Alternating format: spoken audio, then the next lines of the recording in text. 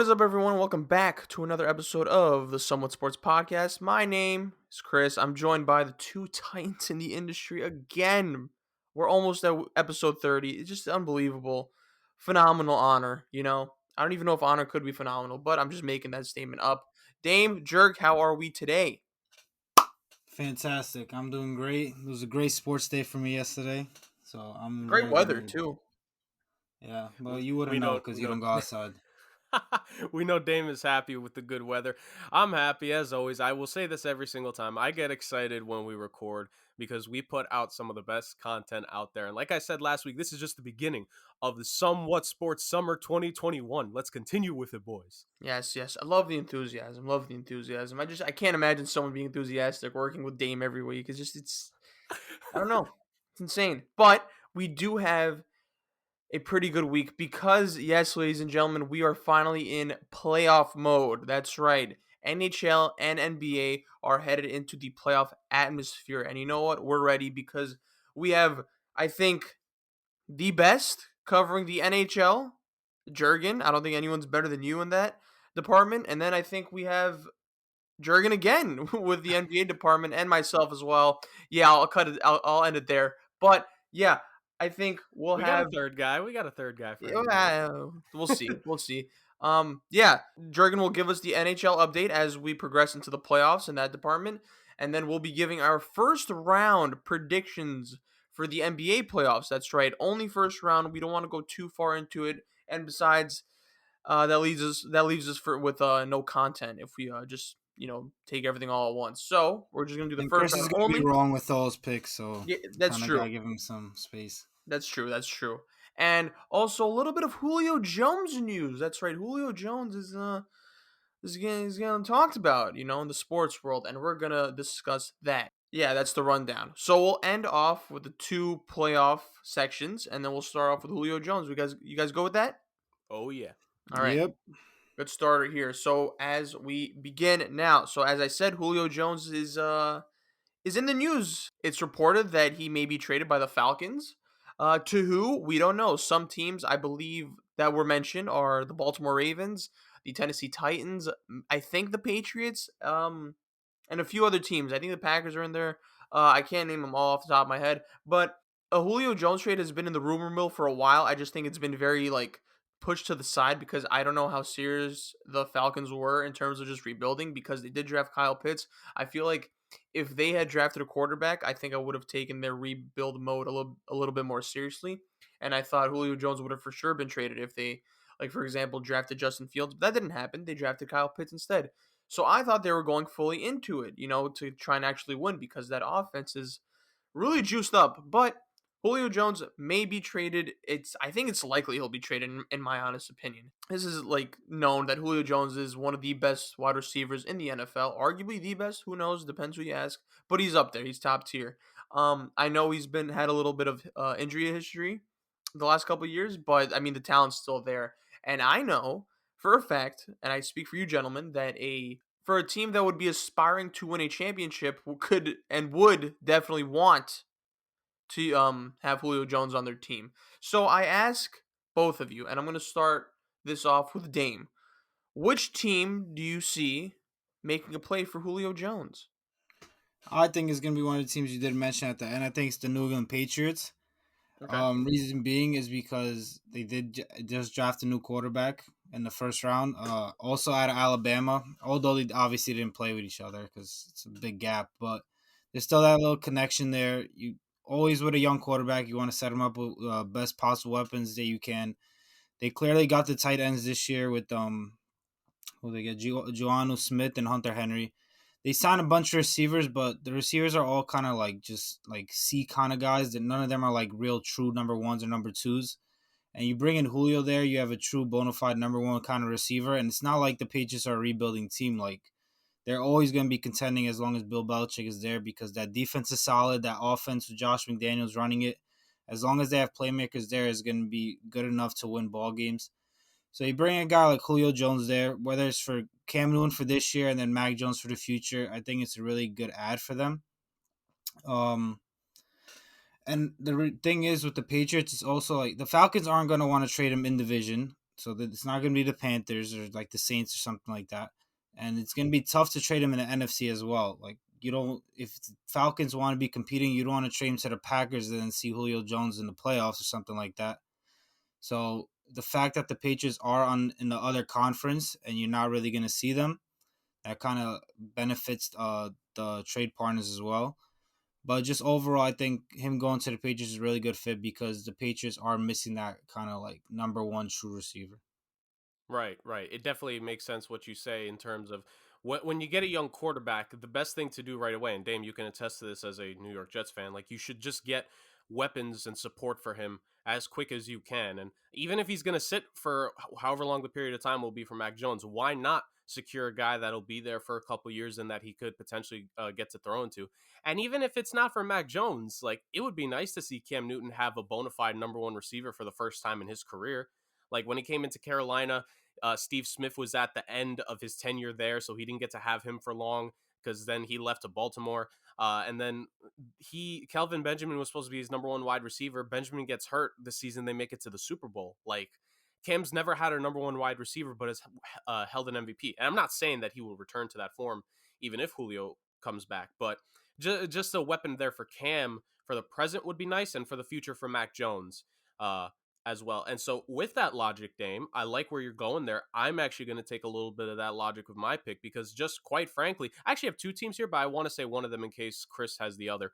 Uh, I'm going to go with the San Francisco 49ers here. And my reasoning is while I think Julio Jones could be worth a first round pick, it's all about value in the beholder. And the Patriots, they're usually kind of shrewd. I feel like they would be closer to lowballing the Falcons in a deal for Julio. Whereas San Fran, they are all in on both the present and the future in terms of having guys who can win now, but also having a young quarterback to develop. So how do you kind of help bridge the gap? You get a bona fide number one guy. They have a couple decent receivers in that core. I do think Debo Samuel and Brendan Ayuk are solid, and I think one of them could potentially have like the ceiling of a number two. I really do. But my thing is that adding a number one just doesn't hurt. Like I know there's this whole thing about, guys, teams with number one receivers rarely win.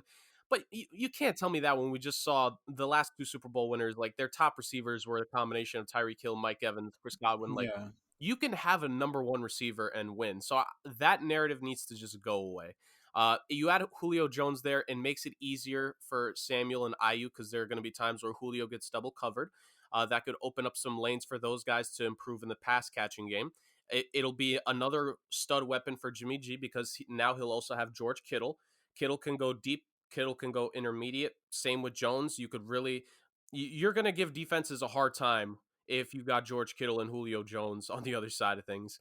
And ultimately, whenever he takes over, they could be halfway through the season. If there's another injury, it could be next season. Trey Lance, like I just finished speaking about it for Mac Jones. Why not give a dynamic quarterback who will make some plays with his feet, but needs to develop his throwing more? Because we know he has a cannon of an arm, but it's the accuracy. Why not help him? Give him not only a stud tight end, give him a stud receiver too. So I think it's the best of both worlds on that end. Whoever you're going to end up starting is going to have a bona fide number one. I definitely see your point, and that's why my second team is actually AFC team. But again, I want to throw it over to Chris before I give that opinion. Before I you do, think I just want to comment on the 49ers pick. I think that's a great pick to me as well. The thing with the Niners too, they don't have first round picks, and I right, do think Julio's probably going to net a first round pick. But the thing is, right, the Niners have so many defensive, like young defensive players that they could throw into a trade, which would entice the Falcons because the Falcons' weakness is their defense, and if you could net a young player or two, along with like say a third or a second, like that will equal out to kind of a first round pick for them. So you have that kind of aspect with the 49ers, which really helps. And you can't forget that Kyle Shanahan was the offensive coordinator with the Falcons for many, many years when Julio Jones was having absolute monster seasons. And everyone considered him, no doubt, the number one receiver in the league. So you have that connection there with Kyle Shanahan as well. So the 49ers, I think, is a great place for him to go as well. yeah. And what I was about to say really fast was like it all depends on the trade packages, right? Because even when some of this stuff gets out, we don't really know who is like competing against one another. Because I've heard this several times from guys like Tom Pelissero or Ian Rappaport, NFL insiders. You're not going to be told by the team that you're trying to trade for a player from. Like, they're not going to tell you what other teams are offering all the time, right? So sometimes you kind of have to bid against yourself in these situations.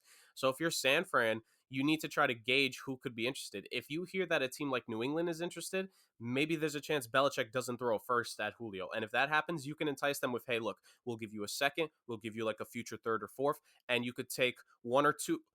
You could take one or two players, like you said, a defensive player, and why not one of those wide receivers go the other way? Like, I love Samuel and Ayuk, but if you could trade one of them for Julio Jones, And that's save pretty yourself a luxury. draft pick where you could use a draft pick for another receiver that you could develop. Like, it could work. It's perfect. It's a really good spot for them.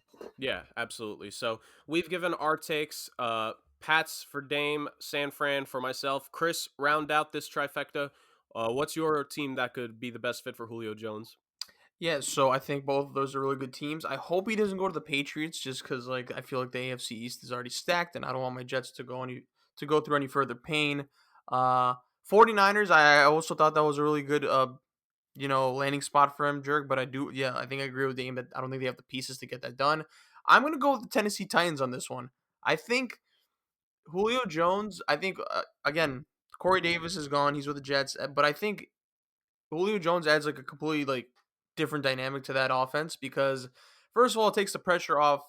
I think Derrick Henry and I think Ryan Tannehill, solid quarterback, and then I think they have what's AJ Brown AJ was it? Brown. Yep. Yeah. AJ Brown. There you go. So I feel like if you add him to the Titans, I think it benefits both those players because it gives them a little bit less pressure to operate. And then I think like Derrick Henry less fatigue too, because like he gets opposing teams' defense is like he's the number one target for them. And I think with Julio Jones, there'll be a little bit of separation there. And also they were in the AFC final, I believe, a few years ago, correct? Against the Chiefs? Yeah. Yeah, so I think that would be Julio Jones to the Titans would make them a legitimate threat to the Chiefs, in my opinion, in the AFC. Yeah. So Jurg, was that your second team? So no, actually, my second team, and this is kind of what I was referring to when I said sometimes you don't know who you're bidding against. If the Miami Dolphins entered a bidding war for Julio Jones, they have the draft capital to go after a bona fide number one guy. And if they would get Julio, that would push Devontae Parker to be a number two guy, which I think ultimately is a better role for him. And I also think Waddle, who they drafted, it would put even less pressure on him. And there's that Alabama connection. Again, they're a few years apart.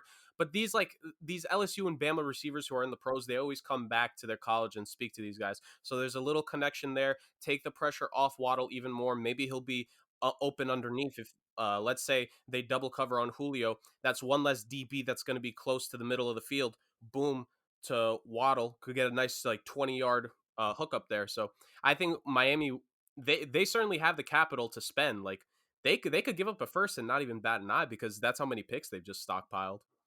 Yeah. Any final thoughts? Hey, free Julio.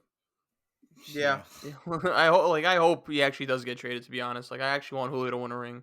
Um, I know Dame, you're a big fan as well, so I know you're hoping for Yeah, that. that's my favorite receiver. Yeah. All right. So that's that. And now we move on to the big boy zone. That's right. Playoffs.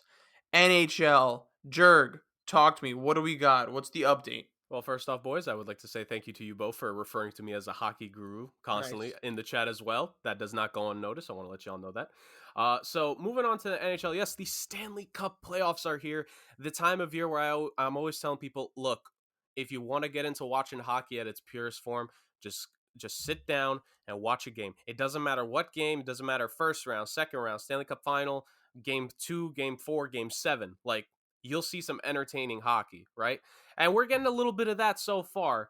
And let's just go around each division and see what's going on. So, like I said at the very beginning, when I started doing these updates, the way it's working this year, in part because of COVID, the NHL has done this format before, but it was a long time ago. But the way it's done is that the first two rounds will be the divisional rounds. So the top four teams in each division advance, and they're just going to face each other. And then the final four teams that event after the first two rounds get reseeded for the semifinals, then the Stanley Cup final, of course. So here in round one so far, let's start in the Central Division. The Carolina Hurricanes hold a 2-0 lead against the Nashville Predators at this moment. The Canes have done that by just simply outscoring the Predators with ease. I think the goal margin is either 8-1 or 8-2 in the first two games of the series. While Nashville has looked great defensively over the last half of the season, which is worth noting because actually halfway through the year, they were dead to right. Like they had no business rallying to make the playoffs, but they didn't. You have to give them credit for at least making it that far. Although if you're me, who usually tells teams they should be rebuilding, not good to give false hope to an organization. But let's get past that. They're in the playoffs. Uh, yeah, Carolina has easily dominated the series to this point. I think they'll ultimately, if not sweep Nashville, gentlemen sweep them. Like Nashville, it's good for you that you made the playoffs again. I think 9 consecutive years. I could be wrong, but it's 8 or 9 consecutive years where they've made the playoffs. So a consistent franchise that Carolina is going to easily take down. And they're going to need to have a quick series potentially if they want to rest up and be as uh, tip top as possible if they're going to face either the Tampa Bay Lightning or the Florida Panthers, who are the other first round matchup in the Central Division. The Lightning currently hold a 2-0 lead against the Panthers in the series. Ironically, tonight is game 3, and the Panthers are actually leading against Tampa Bay right now as we're speaking, as we are recording. So obviously, our viewers, you'll see what the results are when you listen to this. The Tampa Bay Lightning are up 2-0 in part because in game 1, one of the most entertaining playoff games we've seen in recent memory, there was about, I think, 4 or 5 lead changes throughout the course of the game, 4 or 5 ties. It was like 1-0, then 2-1, then 3-2. Then ultimately the Panthers held the 4-3 lead. But then the Tampa Bay Lightning, Braden Point specifically, scored 2 goals in the final half of the third period to secure the victory. A heartbreaking loss for Florida at home, right? So they're the home team. And then in game 2, they switch up the goalie situation. It did not help them at all. Chris Drieger started for them, ironically, on his birthday. And Tampa Bay did not care that it was his birthday. A 3-1 Bolts win in game 2 gives them the 2-0 lead and a comfortable series lead going into game 3 tonight, where even if Tampa Bay loses, no pressure on them. They're the defending champs for a reason, and they've proved it so far. I mentioned a few times that they were going to get healthy come the playoffs, and they did. Funny enough, boys, they actually rested, taking a page out the NBA's book, they rested some of their big names the last few games of the regular season to make sure they were fresh. And also, they got back Nikita Kucherov, who sat out the whole year due to injury, comes back 3 points in game 1. So they're making an impact. They take an early lead. Doesn't matter if they lose game 3. They are the clear favorites to win that series. And Carolina Tampa Bay, that's going to be one of the most entertaining matchups to see on paper in the second round. Speaking of which, and speaking of entertaining, the East Division has lived up to all the hype so far. Of the 5 total games between the two series, 4 of them have gone to overtime. The Pittsburgh Penguins and the New York Islanders are tied 1-1 right now. It was a rough loss for the Pens in game 1 where they actually allowed quite a few goals, especially by Kyle Palmieri, who was a big trade deadline pickup that I reviewed, I think, about a month and a half back or 2 months ago at this point. Palmieri came up big for the Islanders with 2 goals to help them get the win over the Penguins. The Penguins, obviously, with that, knowing they could outscore the Isles, but were shell-shocked that the Islanders' offense finally woke up because the Islanders' offense was really trailing off the last month or so of the season. The Pens stepped it up, and they played a closer game, more defensive game. Jeff Carter, a trade deadline pickup for the Penguins, stepped up, and they were ultimately able to win a lower-scoring affair in Game 2 and tie up the playoff series. Game 3 is either tonight or tomorrow. So come this weekend, we'll see who gets the edge there. Ultimately, I'm not giving predictions, but I will just say I think the Pens have the edge in this series just because of the confidence from the regular season. I am one to argue that the regular season playoffs are different, but I think the thing is that come the playoffs, there are moments, while it's mainly predicated on your defense and goalie, if you can outscore your opponent thoroughly, you're going to win.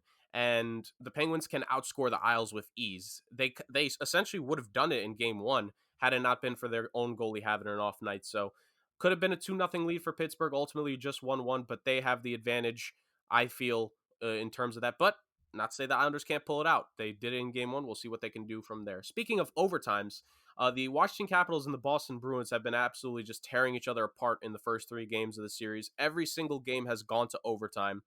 Washington came away with the victory in game 1, a game where it felt like the Bruins, they had a few opportunities there to take it, and their top 2 lines actually were silenced in that contest. And the last few weeks of the season, the Boston Bruins, you could argue their top 6 forward core was probably producing the best of any team in the league. or if not the best, up there for like second, third best, right? So to see them silenced in game one was a shock. They stepped up more a little bit, getting the overtime victory in game two before then having yet another one in game three.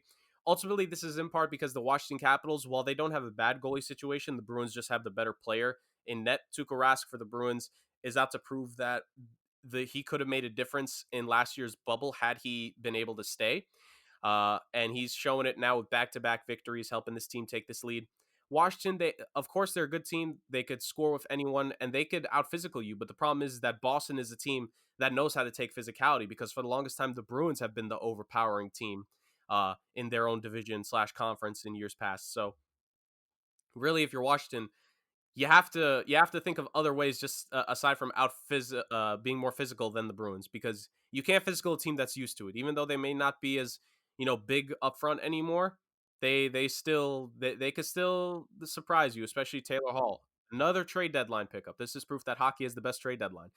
Taylor Hall has been producing for the team ever since they acquired him. 8 goals to end off the season with the Bruins, and he's looked solid in the playoffs so far. Maybe not in the stat sheet, but certainly, his impact. He's the threat to score any given time for Boston.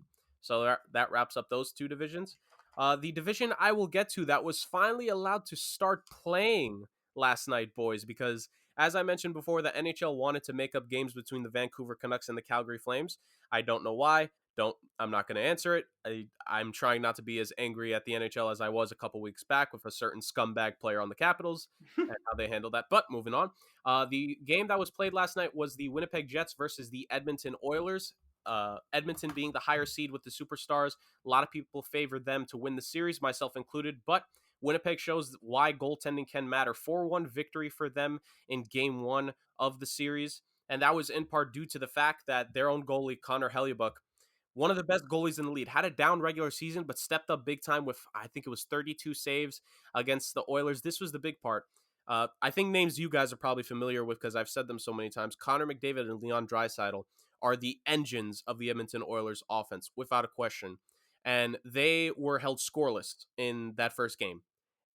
And Winnipeg's offense stepped up right.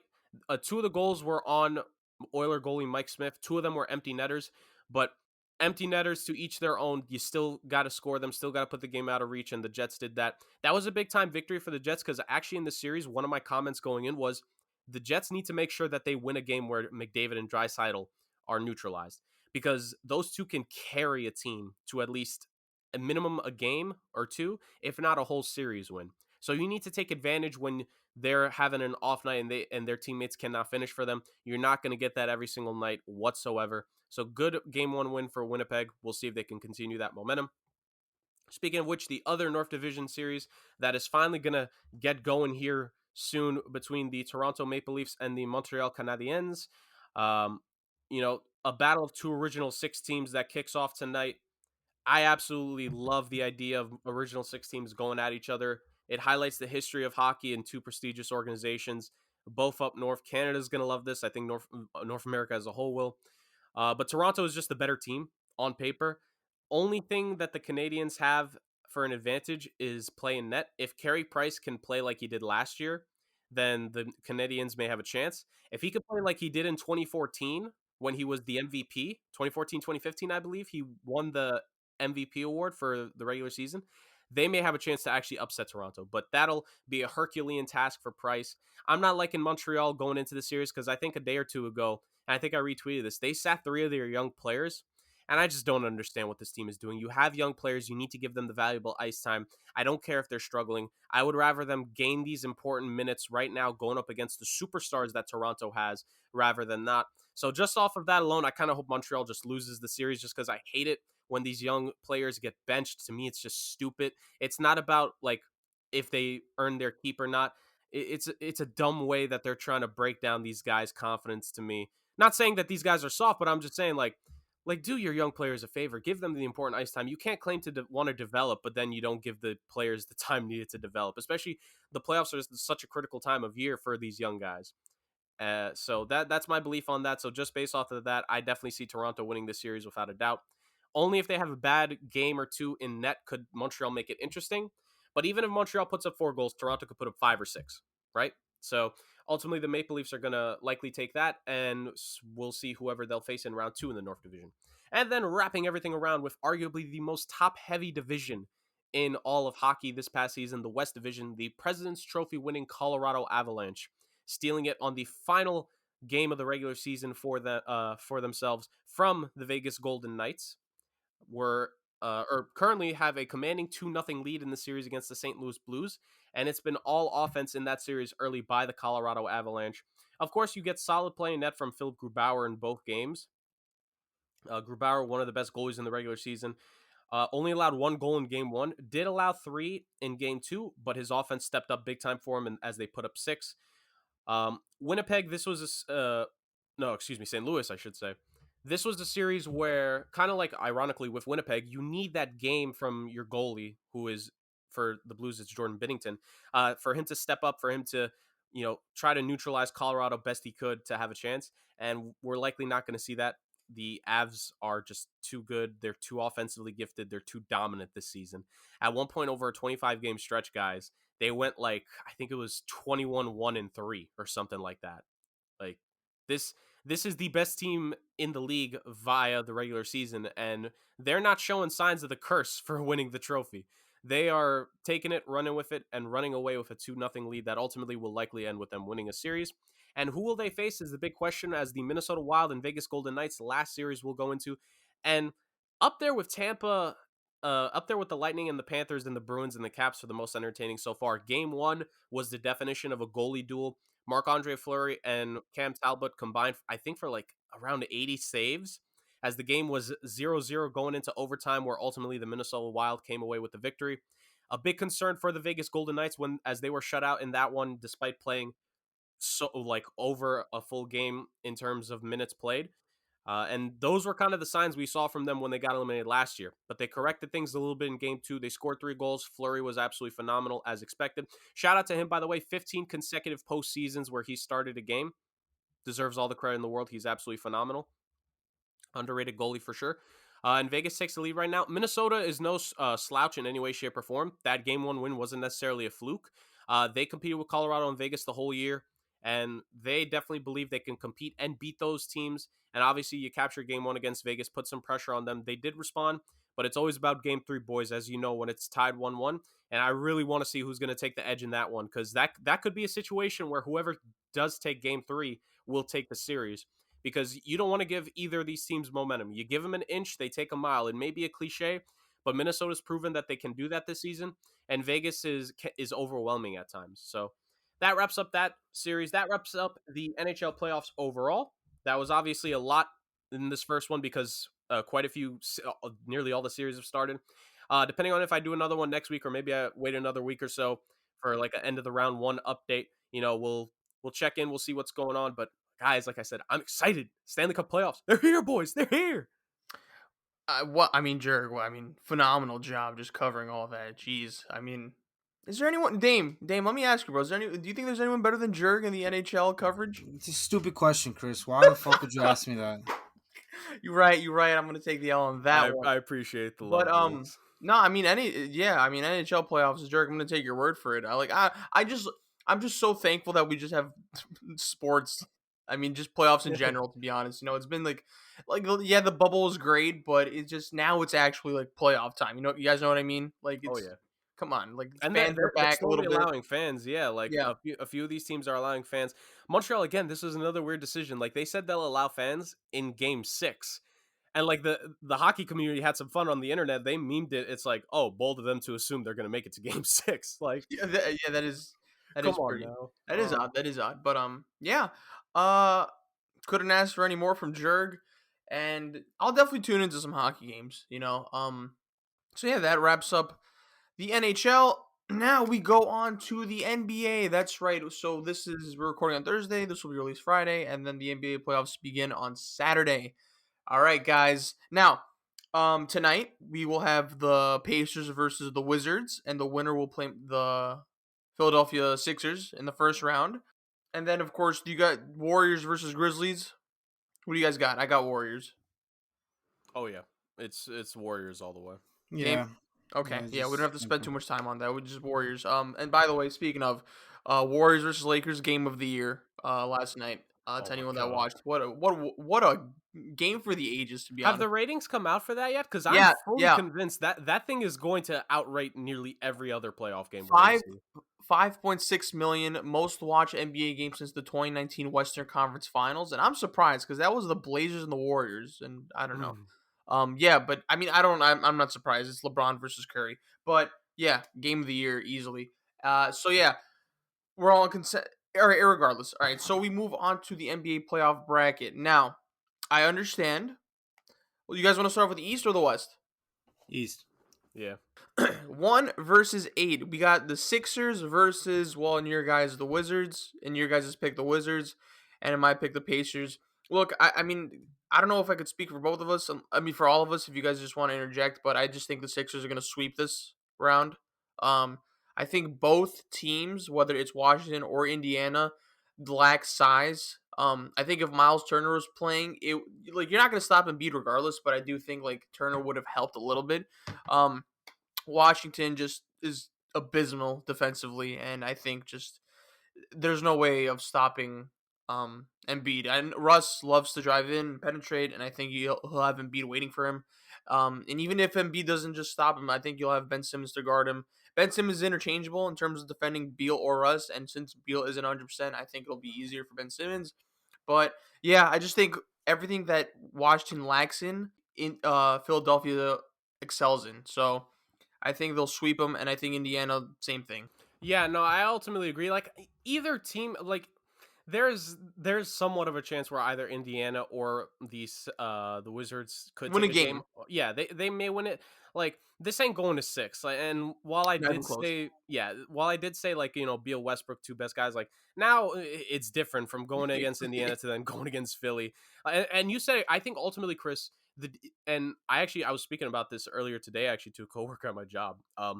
The combination of Simmons leading the defense and Embiid leading the offense and Doc Rivers orchestrating things has really given the 76ers a perfect balance to this season where Embiid can just dominate down low more so than ever, still be the all-around big he is, and then just dish it out to teammates. They're just so overwhelming. They're better than both these teams in dang near every category, it feels Mhm. like, and they're better on paper. Again, maybe at most it's five, but I'm gonna go with a sweep just because a fully healthy Embiid who wants to prove something in the playoffs, he's gonna go off in round one. And I think they want to get to the second round. They want to get to the Eastern Conference Finals as quick as possible, to be honest, Oh yeah. because they have the easier path than the other half of the bracket. So I think Philly just wants to get the job done ASAP. Dame. I think you guys both went sweeps, but I think one of them is gonna win a game. Whoever it is, like I think it's gonna be Wizards, but even if it's the Pacers, I'm gonna give them each a game. Um, just based off, I think they're good enough to win a game, and I still need to see Ben Simmons perform in the playoffs. Like obviously they're gonna run over these teams, but I'm just giving each of them a game, whoever comes out. That's nice of you. It's sweet. Okay. Now we move on to the Knicks versus the Hawks. That's right. The Knicks solidify the fourth seed against the fifth seed, the Hawks. Um, you know what, Dame? You go first. I'm gonna go last on this. So it's been a long time, but the Knicks are finally here. The Madison Square Garden is gonna be packed. 15,000 fans. Game 1 and 2 already sold out. Nets wouldn't know what that feels like, giving away 50% off tickets. But when it comes to the series, this is the matchup I wanted as a Knicks fan because I think if we went against the Heat, it would have been trouble and probably wouldn't have won. Which gives away my prediction because I have the Knicks over the Hawks in this series. The Hawks are a tough team, but I just think defensively the Knicks are gonna hound Trae Young and make everybody else beat him, and I think it's gonna be really hard for the Hawks to overcome that. Um, my just as being a fanboy, I had it in 5, but now that I'm rethinking it, like I want to say 6, but 6 would be in Atlanta, and I don't think Atlanta's gonna lose their game in Atlanta to close it out. So I'm gonna go Knicks in 7. Mm-hmm. If the Knicks had game 6 at home, I would have won Knicks in 6. But just because Atlanta's home in 6, I'm gonna go Knicks in 7. Madison Square Garden game 7 is gonna be electric. I can't wait, and they're definitely not losing that game. Julius Randle, they have no matchup for him. The Knicks have so many different players they could throw at Trae Young. Their team defense is just incredible. Tom Thibodeau, I'm sure, has an incredible game plan to slow him down. So just really based off their defense, I have the Knicks winning this series. This was the hardest series for me to gauge in terms of a prediction, and not because I do podcasts and I've done and I know people like a lot of people personally who are Knicks fans, but just because like this series is testing my belief of am I gonna go with the better, well-rounded team, or am I gonna go with the team that has the better star player?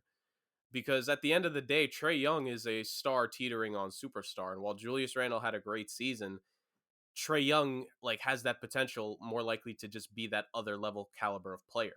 So this has been a real challenge for me mentally this whole time. Uh Just say it, Jurg. Just say it. We won't be mad. my only thing with I'll what be Dame mad. said, this is my only disagreement with what Dame said is this. I don't think it's just going to be on Trey this year because you look at the rest of this lineup, it's Collins who could do something for this team, Bogdanovich or Gallinari can create shots for themselves. Hunter and Reddish are going to be back defensively and that's a big deal. I'm not going to Reddish is mention out. Reddish is out for the entire first round, I think. he is. Oh, I saw something that's saying he was getting better. Okay, never mind. So it's just DeAndre Hunter then. But no, even still, DeAndre Hunter just adds something defensively. He's got the wingspan. Capella has been massive for them on the interior, like just the rebounding, the shot blocking. Wasn't he close to a triple double of blocked shots a while back, or like got it like something along those lines? Like he's actually been good for them. He's overperformed in Atlanta when you think about it, and ultimately that is why I have the Knicks winning in 7. It just Yes. I'm gonna go with the Knicks. Like yeah, you know what? We're gonna do it. Yeah, Knicks in 7. It just I said all that about Atlanta, kind of like just seeing like, am I gonna talk myself into this? But I just think at the end of the day, like I love Nate McMillan actually. Like for Atlanta, I In the love him playoffs, though? as a good coach, but he's not a great coach. And I was just about to say, for some reason in the playoffs, he never succeeds, bro. And I kind of feel bad about that when I actually looked at his resume like a week or two ago. Like he just always loses. So that's kind of an issue. He does have it. Like this is I'm with Dame saying it's going to go to 7 because I don't think McMillan lets them lose that game 6, right? Like because he's gone to game 7s with some good players before. I think he's faced Kobe, a Kobe-led Lakers team in the playoffs. He's definitely faced LeBron once or twice in the playoffs. So ultimately, like he has the experience going against like superstars. And while the Knicks don't have that, I just think like I think health ultimately because some guys for Atlanta being out or just coming back could make the difference. And I think it's going to be easier for Julius Randle in a game 7 to get his shots up more than Trae Young. But I will say this, I would not be shocked if the Hawks were to Mhm. steal like if they steal a game early and maybe it just ends in 6. But if it does go to 7, I just think like the Garden, even it the Garden could be 10% full and it'll feel like a full crowd. Like they would want that. So I'm gonna go Knicks in 7. That's right. To anyone that's listening to this, Jurgen is low-key a Knicks fan. The Heat thing is a facade. Anyway. Don't even. Nope. Don't even. So, yeah, I agree with you, Jurg. This is interchangeable. I think either team could win this. And I agree with Dame that this is the series, as a Knicks fan, that I wanted because this is the only winnable series for them. Of all the matchups, I think Miami would have bounce this out in like maybe in a sweep or 5. Thank you. My Milwaukee, I don't want to see honest at all because that's a nuclear physicist in the playoffs. From what I'm seeing lately with him, he just looks raged up. That's Jurgen's problem to deal with. We'll talk about that afterwards. But here's the thing: the Hawks, talent wise, way better. I feel like this is, but and I think both teams are at a disadvantage in terms of just having. Well, not necessarily because like the Hawks, they're a bunch of young guys. They're gonna be a little bit more inexperienced. I think the Knicks have Rose, they have Gibson, they have Burks, they have Reggie Bullock, so they have that veteran presence going in to the playoffs. I do agree with you, Jurg. The Capella matchup is going to be a nightmare for them because I think if Mitchell Robinson was playing, I would have definitely had the Knicks very comfortably, but we don't. And he poses a threat to us. That's going to be a problem. Like you guys said, I think the Knicks have a lot of depth to throw. They have enough depth to a point where they could throw enough bodies at Trey Young to make it difficult for him. Oh, this is difficult. The thing is, the Knicks have the style of play that thrives in the playoffs, which is a bit slower tempo and more defense heavy. So I'm gonna go with my New York Knicks in 6 because I think coaching is also gonna be big here. Because I think Tom Thibodeau this whole week, this man is not sleeping, bro. I know he's just watching film, taking notes. Again, I feel like the crowd could be a deciding factor as well. Like, I think 15,000 fans, 8 years in the making for the Knicks to come back. Like, it's gonna be it might be distracting for a guy like Trae Young, who's like his first series ever in a playoff, and like his first ever playoff series. But I don't know. But he could thrive in it, so who knows? But taking into account everything, style of play, coaching, and just veteran presence, I'm gonna go with the New York Knicks. But again, I would not be shocked if the Hawks win. But I'm gonna go Knicks in 6. All right. Now we move on to, and by the way, huge series. I want RJ Barrett to cook, bro. Yeah, like you guys said, there's no answer for Julius Randle. John Collins is a good player, but he's terrible defensively. And Yeah. then I think RJ Barrett's going to be the X factor. But I think RJ Barrett is built for playoff basketball because that's just the type of Broadway superstar Road. that he's going to be. All right. Something to say, Jurg, about that? No, not really. Yeah, all right. Okay, now we move on to the 3 versus 6 matchup. That's right, Milwaukee Bucks versus the Miami Heat in what has the potential to be the best playoff series in the entire NBA playoffs. Or the first round rather, excuse me. Yeah. Definitely the most interesting in the first round in my opinion. Now, Jurg, you want to go last for this? Well, I'll go first. No, Dame, you go first. Okay.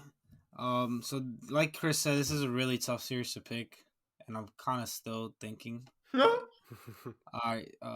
You want me to go? I'll go Yeah. first. Yeah. You go. So, this is the thing. I was also beating myself up in this decision because I am not going to count out Jimmy Butler. Eric Spoelstra, I think, wins the coaching matchup here. Budenholzer is a fraud to me, and I think last year's playoffs actually cemented that. Are the Bucks better? Yes, than last year. Excuse me, they're better than they were last year.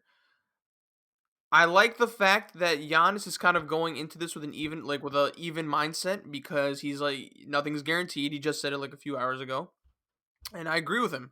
Uh, I'm gonna have to go with the Bucks in 6. I'm sorry, Jurg. I'm sorry. Put the gun down, dog. My bad. I'm just saying.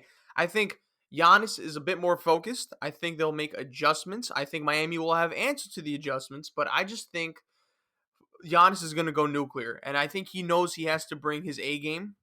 I think Bam will do a good job on him, but I do think with the addition of Drew Holiday, look, if they plan their main game plan is going to be against Giannis, and it's proven that could work against Giannis. Mm-hmm. I think Middleton would have to carry the load, and I think Middleton, who I like very much, I don't necessarily think he's a number 2, and I think with Holiday there, it allows Middleton to operate, which would open up the game for him a little bit more. I think you could put Drew Holiday on Jimmy Butler. I don't know the success rate with that, but it also it would allow Giannis to conserve his energy on the offensive end at least. So if you have Drew Holiday guarding Jimmy Butler, Giannis doesn't have to necessarily worry about him or switching onto Bam. So I think just stamina wise, it does help that Drew Holiday is there. I think defensively that's the thing. I think defensively they're gonna be able to shut down the Heat. But again, I am not underestimating the Heat. This is also a series in which I think it could be the other way around and the Heat could also win. But I just think Giannis might be on a mission in which he takes no prisoners, to be honest. And I think Giannis is a monster, and we all know that. But I think he's coming into this with an even playing field. He's not getting ahead of himself. But again, I'm just taking into account star power, defense, and just I don't know. This is so difficult. I'm just chatting at this point. I'm just gonna go Bucks and 6. My bad. Dame, go Okay. ahead. I'm gonna go Bucks and 7. That's my choice. I know, it's tough. I could easily see the Heat winning the series, but I, I'm hoping that Giannis is different this year because he's such a likable guy. He's not one of these like cocky superstars that just thinks he's so much better than everyone. He's very humble, hardworking. Like I want him to be successful. Need him to beat the But Nets. that too, exactly. You need him in the next round. But but yeah, they have so many players that could just play defense. They could score. Giannis has a lot more help this year. The Heat, they've really been inconsistent this year. I know they've really turned it up that second half, and Tyler Hero's kind of come alive, and the rest of these guys have kind of come alive. But I'm just going with the best. They have the best player in the series, and that's just what my gut's gonna go with. But if I'm wrong, I'm not gonna be surprised. Sure, go ahead. Bring us home. There may or may not be black vans pulling up to their houses within the coming days and hours. Um, no, Heat in 5, obviously. No, I'm joking. I'm going Heat in 7. Like all bias aside, I think Miami of any team in the playoffs, they have the best possible defensive game plan to go up against the Bucks. Um, they proved it last year, but the thing with Eric Spoelstra is he's not just going to do the exact same thing as last year because Yeah. he's expecting at least Giannis and Drew Holiday to study the tape. I don't know about Budenholzer, but he's at least expecting those two to study the tape. My thing is this, and while overall, do the Bucks have the best player on the court at any given time when Giannis is out there? Absolutely. I'm not even going to come close to arguing that. It's without question, right? But what Miami did last season of we are going to make it the most difficult thing in the world for him, and then we're going to force his teammates to have to win. You saw it happen once, and I haven't seen anything from the Bucks team that makes me think it's going to happen differently. The only X factor to me is that Drew Holiday is someone who could penetrate a little bit better than the Bucks guards last year, and I think that could make a difference. But does that make 2 wins difference? You know what I mean?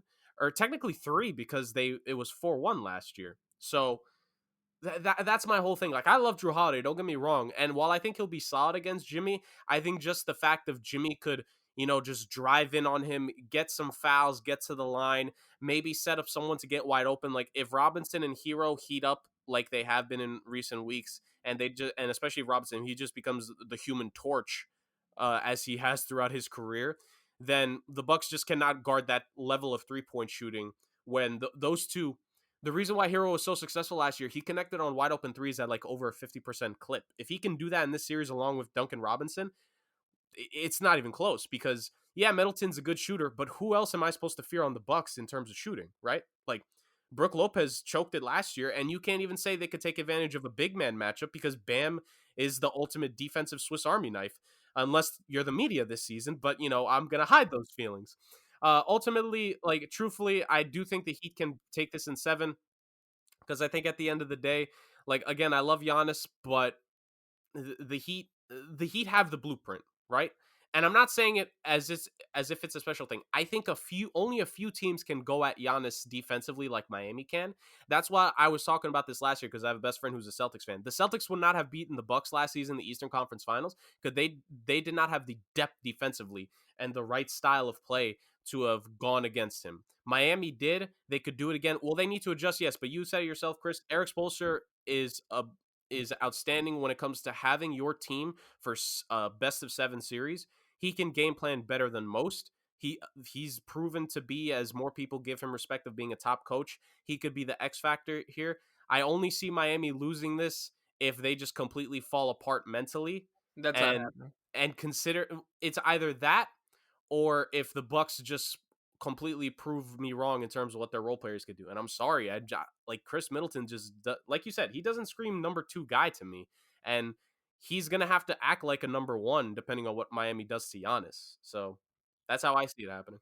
I'll say this. I think if the Bucks want to beat the Heat, and this will be like the final point before I move on, you have to cut the head off the snake. And by that I mean you have to make it difficult for Jimmy because I feel like the Heat, well, I think Bam is obviously just as important, but I do think if you kind of limit Jimmy here, everyone else kind of becomes disoriented in terms of just like not knowing what to do after that.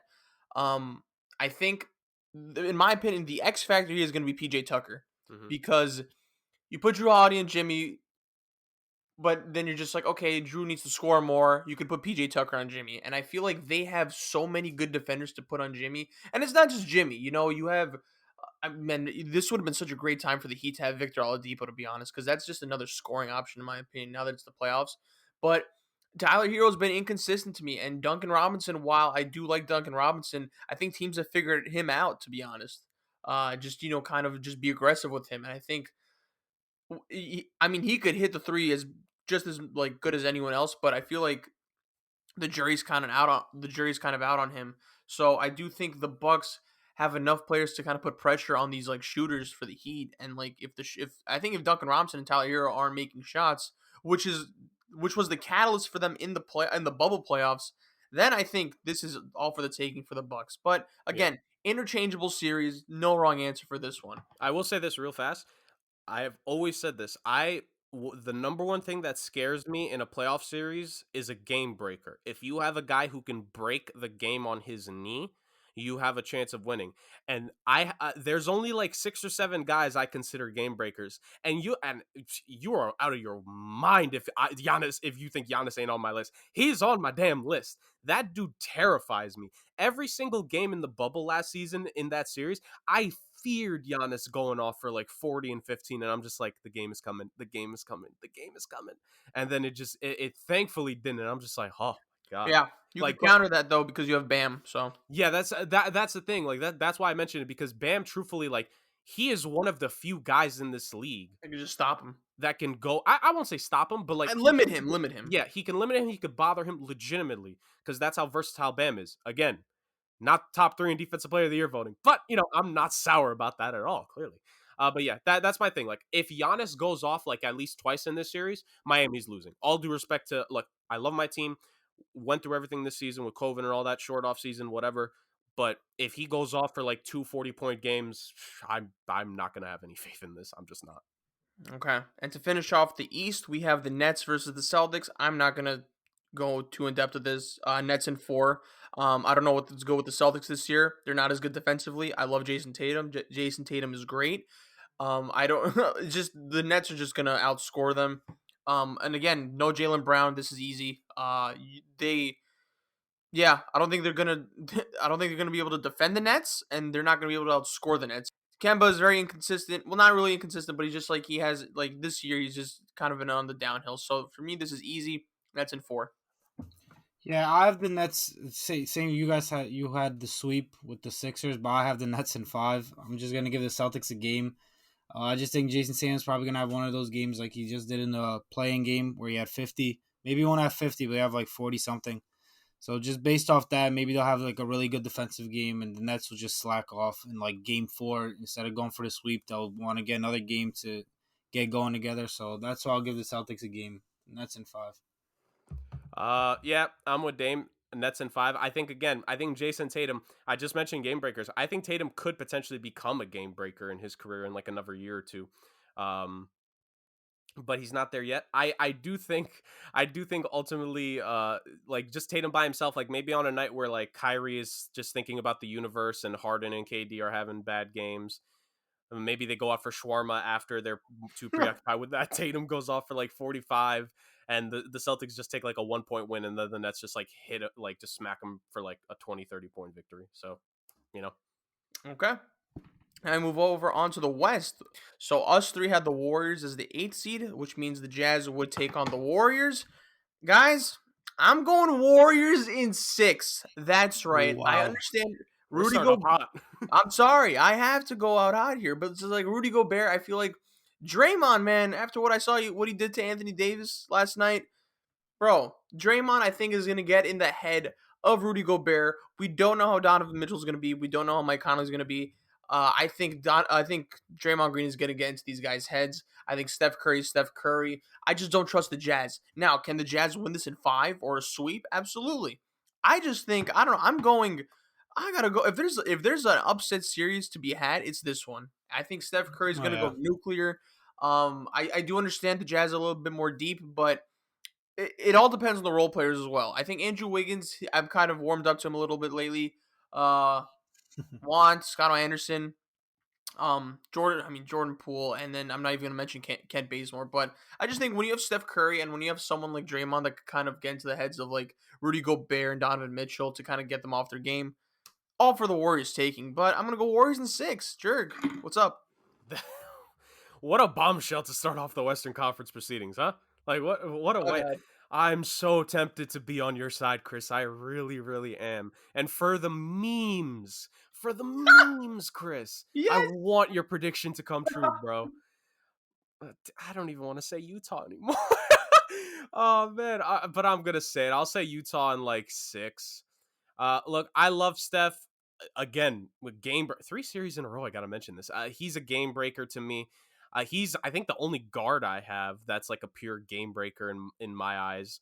He could go off. I definitely think he'll steal at least one game. And heck, he may steal 2 games. And like, what I could see happen is that he steals the 2 games, but Utah takes back the lead. And then game 6, only Mhm. Steph shows up. No one else does it. And it's just not enough. Like, that's like, this has nothing to do with how good Steph is. Steph is amazing. He's outstanding. If the Warriors were like the 4th seed this season, he'd be the MVP most likely. But he's just not in the cards for them this year. I think without Clay, I mean Draymond, who's apparently a top 3 defensive player of the year, I guess like he is pretty good, but at the end of the day, I don't think he's still at the same level he was in previous years, so that's going to kind of hurt. I think Utah has enough scoring aside from Mitchell to help, and there's no stretch big. Like my thing is, there's no stretch big to hurt Gobert defensively as much as other teams could, and I think that's the difference for me. But I'm not giving this a sweep by any stretch of the imagination. I got Jazz in 6. Dame. This is such a tough series too because even though it's gonna be like the 8-1 matchup, but I was debating this throughout the day. Like I know my pick. I'm not stalling here, but I was debating this throughout the day. Steph Curry is just He's good. he's incredible. He's the best point guard in the league. I know me saying that. I had Wow. Damian Lillard for so long, but I finally changed my mind. I wasn't wrong when I was in my opinion, I wasn't wrong when I was saying Damian Lillard was the best point guard, but Steph Curry saying back the crown in my rankings. It's so tough. I think they would have had a better chance against the Suns, but I'm going with the Jazz in 6. Reason being is because Jazz are such a well-rounded defensive team. I'm not talking about Gobert. I'm talking about everybody else. Gobert's not good, but they're such a well-rounded team defensively, offensively. They have so much depth, and that's what the Warriors' problem is, that they don't have depth behind Steph Curry, Draymond, and kind of that starting lineup. But yet the Jazz do, and I think that's what's going to be a difference in the series. The defense will play a big part, but I think the depth overall, when Steph goes to the bench, I think that's when the series is really going to change, Mhm. and that's what I think is going to make the difference, and that's why I have the Jazz in 6. All right. Now we move on to the 4 versus 5 matchup, which would be the Clippers versus the Mavericks. Guys, it's not the bubble anymore. I expect Luka to do great things, but he was doing like 40, 20, and 20 in the bubble. So some shit like that. But I do think now that we're under, I guess, somewhat normal circumstances, we're gonna get back to reality. I got the Clippers in 5 for this one. I think the Clippers know that they cannot f around in these playoffs after what happened against the Nuggets last season. I think Kawhi will do his thing. I think Rondo being here is huge. He's going to organize them. I don't think he'll let them fall apart like they have the tendency of doing. And then of course PG, it is playoff season, so we'll see how he does. But they just got back Ibaka as well. Patrick Beverley's back. Kennard is there. They're deep, and I think they're better than they were last year. So, I mean, look, Porzingis is going to be playing, but again, it's playoffs, man, and I think the refs let a lot more physicality, and I think the Clippers are going to do what they did last year and be physical with them. But because this is not the bubble and just we're not having juiced offenses, I think they take care of business rather quick. Clippers in 5. Yeah, Clippers in 5. Jurg? Yeah, the Clippers, we said it last year, the series shouldn't have gone that far between these two teams. It really just shouldn't have. And Dallas, like, I love Luca, man. This is a pro Luca show, like, but we're also an anti Dallas show. This is a pro Luca show, but it's an anti Maverick show. So, Yeah. like that's the issue. But I'll go Clippers in 5 again. Like Luca's gonna steal a game, and I think similar. Like he's gonna put up like 40 in a game, but it doesn't matter if your team doesn't step up. And only if Porzingis goes for like 22 and 12 could this get to That, 6. that's But funny.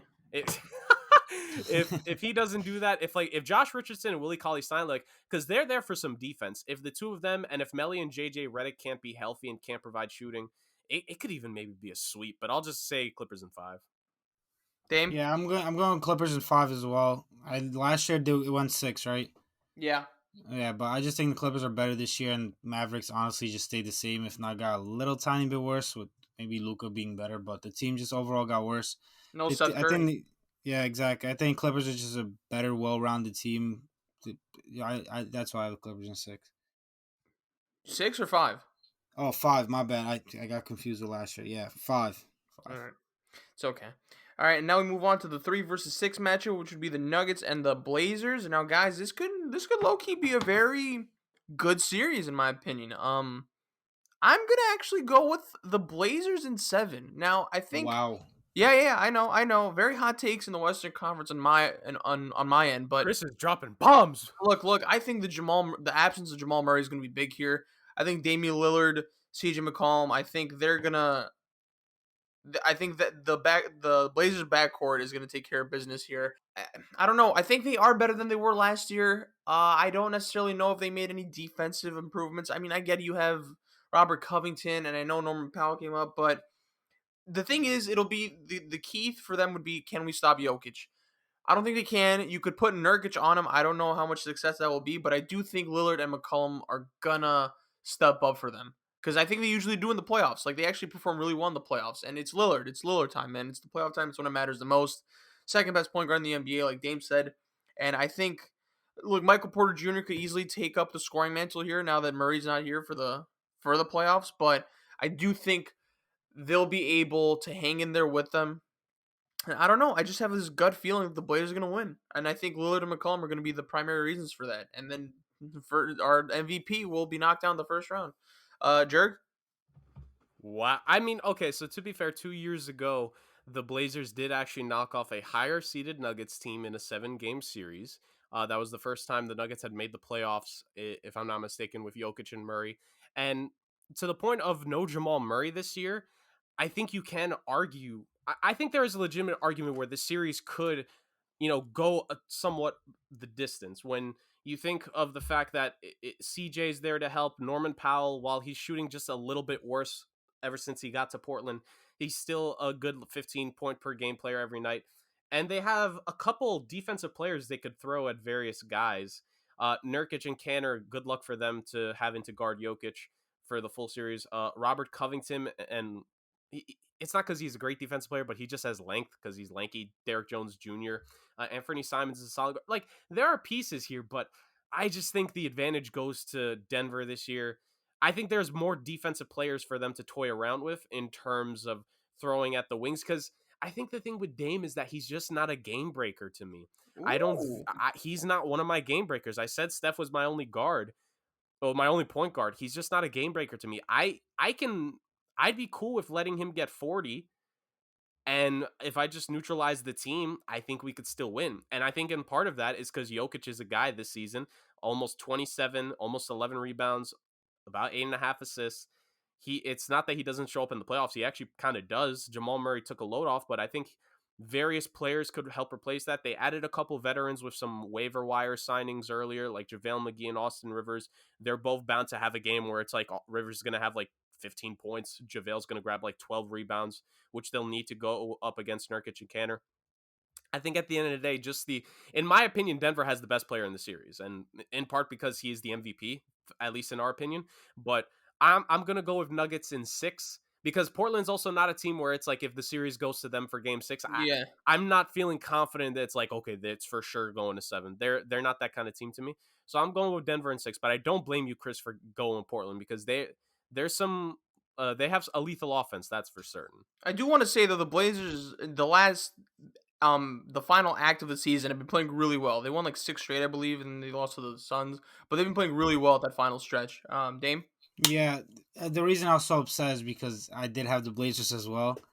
I thought I was gonna be the only one, but I have the Blazers because just based off the fact that Damian Lillard. I know Jurgen said Jokic is the best player in the series, but I think it's Damian Lillard. I know Jokic is the MVP, but I do think Damian Lillard is just built different. We've seen what he does in the playoffs. I think the only team he really struggles against is the Clippers, but he wouldn't have to see him until next round.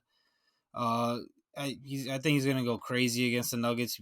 Average 30 plus 35, something like that. You're gonna see him pull up from 35, just like Steph Curry does, stuff like that. He's gonna close out games by himself. That's the thing that I think the Nuggets are gonna lack in this series, is that guy that they could really go to at the end of the game. I know Jokic like He has might be done it. fatigued. He can do it, but he could be fatigued as well. But like you kind of need that guard to like Yeah. take the pressure off Jokic. And without Jamal Murray there, you saw what Jamal Murray did last year in the playoffs. In situations like that, like he came up big, he made these big shots at the end of the game, so it doesn't all have to come down to Jokic. So now I think without Jamal Murray, I think it's Damian Lillard series and the Blazers series to take. I have him in 7. 7. Okay. Okay. And again, I mean that guy could be Michael Porter Jr., but we'll Yes. see how he performs under non-bubble playoff atmosphere. Now we move on to our final series, which again could be the the matchup, like the matchup of the playoffs in the first round at least. Phoenix Suns versus the Los Angeles Lakers, 2 seed versus 7 seed. Man, do I feel bad for Phoenix. You have the best season in so long, and only to face LeBron James and the Lakers in the first round. Look, I love CP3. I love Book. Come on, Lakers in 6. I think I'm being nice with the 6 to be honest, but again, I think they have no one to guard Anthony Davis. I think LeBron is just going to do LeBron like things. I like I really like DeAndre Ayton on the offensive end. He can't do what Draymond did to Anthony Davis yesterday, to be honest. You can't guard him like that. I think the Lakers are, I think, the best defense in the NBA. So I don't think Cameron Johnson and Mikal Bridges are going to have crazy efficient 3-point shooting games like they usually do against, for example, the Knicks. So I think they'll be able to limit them. And I think Booker and CP3 will do the thing, but I just don't think it's gonna be enough. And of course, it's LeBron. LeBron's not leaving the first round. I'll be shocked if the Lakers lose. A very small part of me, very small part, does think the Suns could pull this off. I don't know why. It's a stupid part of me, but I just think I don't know. It depends how LeBron is playing. I Yeah. think LeBron's 100%? I don't think so, but I'll take LeBron at 80% over most players at 100%, to be honest. But and the reason why is because I think the Suns are actually a good enough team to capitalize on LeBron not being Hmm. 100%, which is why that small part of me is just like, Phoenix maybe, but Lakers in 6. Jurg. Yeah, I also have Lakers in 6. I just think at the end of the day, I don't think there's the right defensive pieces to help Phoenix try to limit Braun and AD. Like, I don't know. So I don't know what his status is because I heard he was just a little bit banged up at the end of the season. Is DeAndre Ayton healthy for game 1, or at least the early portions of the series? I think he should be. So I'm assuming he's just gonna play. Like, maybe I was misreading it. Maybe it was like overblowing it, like out of proportion type thing. But I just think like AD and LeBron, Phoenix isn't. I don't think they have the pieces to deal with them defensively. I think offensively with Booker and CP3 leading the way, like they'll have some high scoring games. But I think if you're talking about a team locking things down, and give a little credit to Frank Vogel, he made some good adjustments in that Warriors game to help the team get past what they were doing. Because Steph Curry, he was ready to go for the kill at the end of the game. But the adjustments made throughout that helped them come back in the third and ultimately the fourth, they did enough. And I know he's at, 75, 80%, but LeBron is still better than 90% of the league at 80%, and probably even more than that. And AD, he's had a few games since he's come back where he's looked good. He and LeBron both had strong finishes to their games against Golden State. And for bad games, it's 22, 11, and 10 for LeBron and 25 and 12 for AD. Once again, about 90% of the league would kill for those stat lines, right? So at the end of the day, those guys impact as long as they are out there and can help lead this team. They're gonna beat almost everyone. I feel bad for Phoenix. I'm high on them. I want them to succeed. Just everything be damned that they have to deal with the Lakers in round 1, man. That's just cruel. Because LeBron doesn't lose in round 1. Like, I, I don't know if he's ever been the lower seed. I don't think he has, but even if he has, I don't think they lost. Like, he just doesn't lose in round 1. Like, that must be a stick in the craw. Devin Booker never wants to miss the playoffs again. Finally makes the playoffs. LeBron, like, well, that's that's how you ask for. What a way to have your first ever playoff series, huh? Could always come to New York, so that problem could All fix right. itself. Go ahead, Dame. Anyways, Bring yeah, us home. I also have the Lakers in 6. I'm gonna finish it off. The reason I do it, this could easily be a 5 game series, but LeBron just never wins game 1. Game 1 is always his feel out game, so you put all your money on the Suns game 1. Suns are winning game 1. It's booked. The Lakers are gonna feel them out game 1 like LeBron always does, and then they'll probably steal another game. But overall, the Lakers are just too good. Anthony Davis hopefully plays like Anthony Davis because I think the only player in the NBA that can stop Anthony Davis is himself. LeBron, like Chris said, even at 80%, take him over really anybody in this series. Overall, the Suns are great. I love the Suns, and I hate that the Lakers have to play the Suns, but they just have to do it to them. The Suns don't really have experience. I think LeBron has more playoff games than the entire Suns roster combined or something like that. So that's kind of crazy. Chris Paul, Devin Booker, great year. Just bad luck that you got to see the Lakers round 1. But yeah, Lakers in 6. All right, and that caps off our episode this week. Julio Jones, NHL playoffs, NBA playoffs. Man, I can't think of a better way to start off the summer of Somewhat Sports. Sheesh. Yeah, that'll do it for this week. Jurg Jame. I mean, Jurg Dame, phenomenal job as always. Next week we'll be back with these. No, we'll be back with just updates from the playoffs because the first round is going to be done by next week. Stupid ass Chris. But yeah, Stupid. to all listeners, thank you for being with us till the end of this. And until then, peace. Take care. Peace.